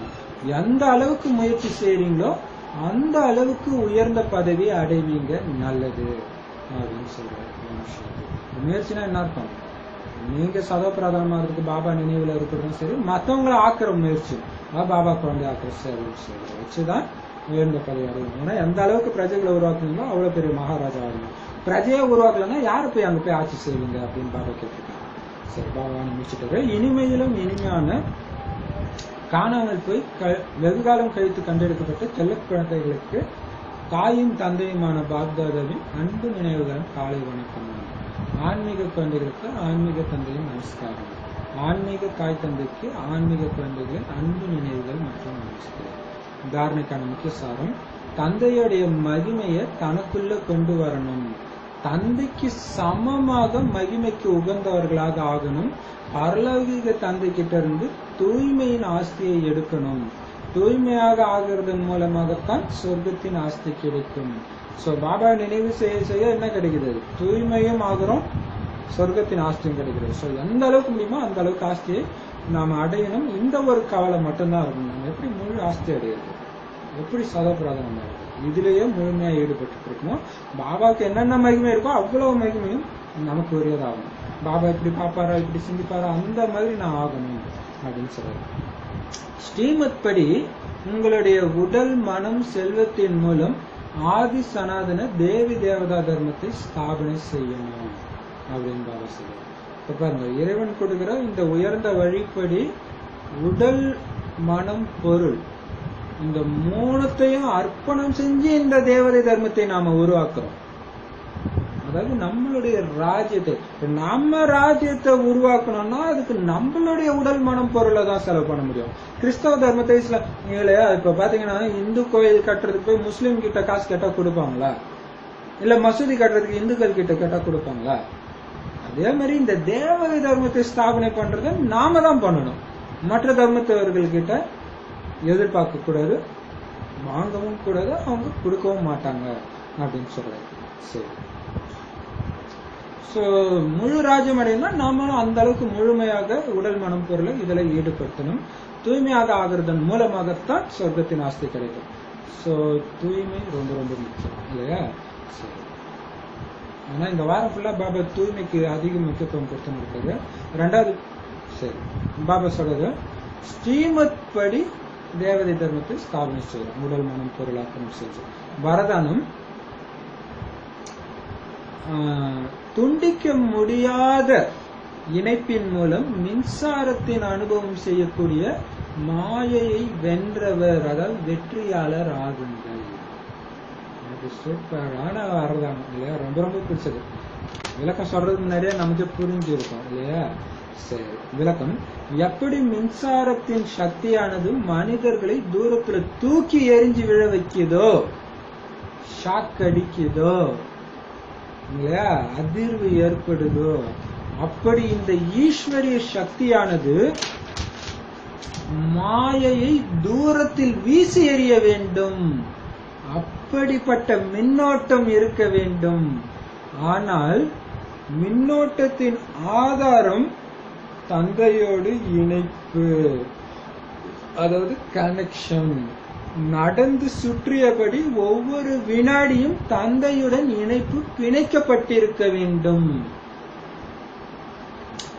இப்படிப்பட்ட துண்டிக்க முடியாத இணைப்பு இருந்தால் மின்னோட்டம், அதாவது சக்தி வரும், கரண்ட் வரும் மற்றும் மாயையை வென்றவர் வெற்றியாளராக ஆகிடுவீங்க.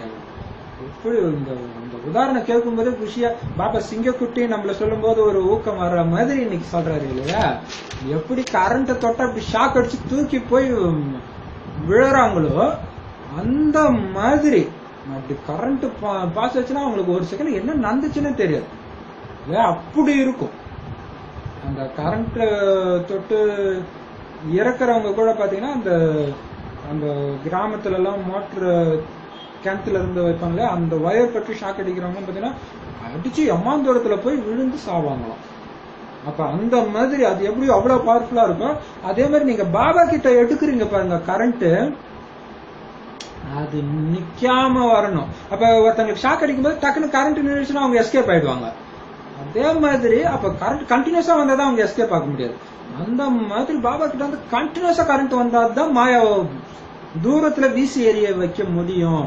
சோ அந்த மாதிரி ஒரு வினாடி விடாம பாபா கிட்ட இருந்து கரண்ட் எடுங்க, ஈஸ்வரிய சக்தி எடுங்க, மாயைய வீசி எறியுங்க அப்படின்னு சொல்றாரு. சோ அந்த மாதிரி சக்தி கண்டினியூஸா இருக்குன்னா என்ன பண்ணும்?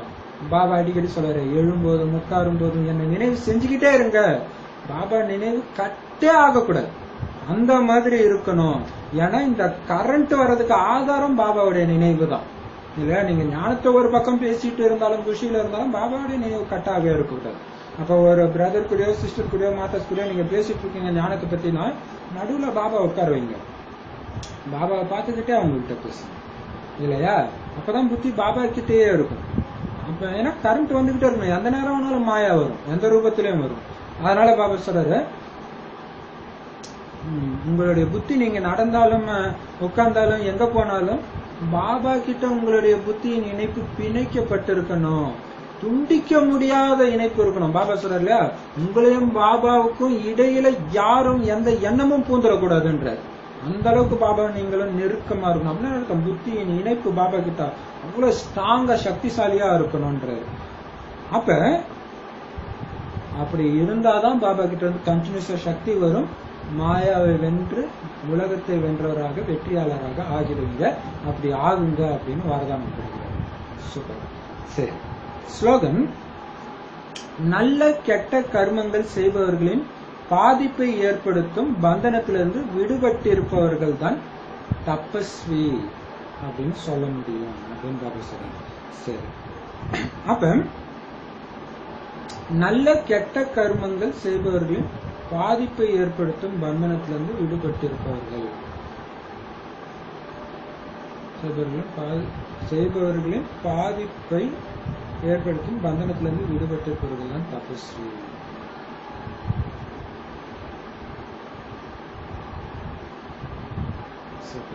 அப்ப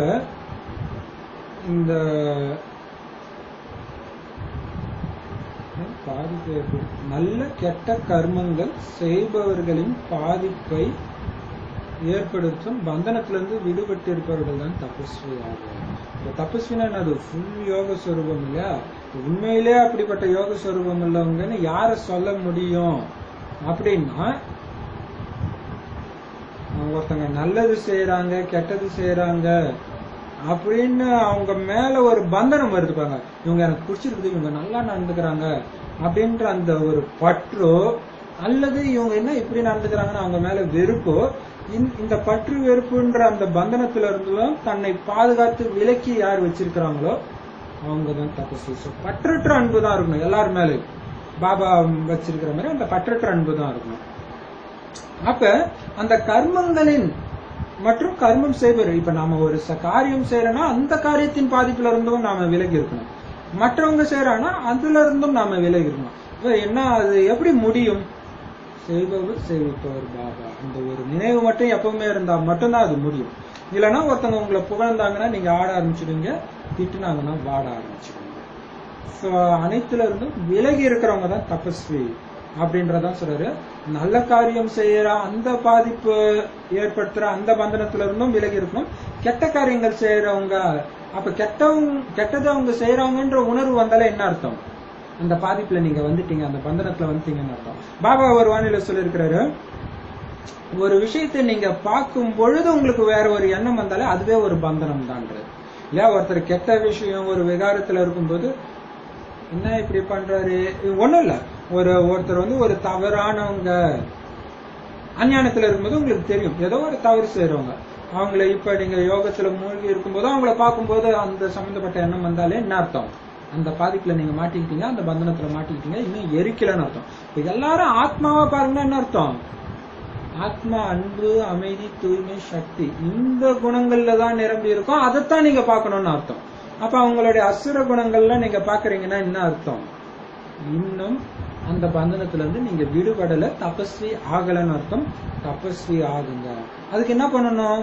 ஒரு பாபாவை தவிர இன்னொருத்தர் கிடையாது அப்படின்ற உணர்வுல இருக்கணும். இன்னொன்னு வரதானத்துல சொன்னதும், சாதா அவர்கிட்ட மட்டுமே புத்தி இணைப்பு இருந்து கரண்ட் எடுக்க அந்த மாயா எரியும், மாயா வீசி எரியும். அப்ப மாயான்றது மீன் எண்ணங்களும் தான் இல்ல, எல்லாத்தையும் எரிச்சிடுங்க அப்படின்னு சொல்லி சூப்பரா வாணி முடிச்சிருக்கிறாரு. ஓம் சாந்தி.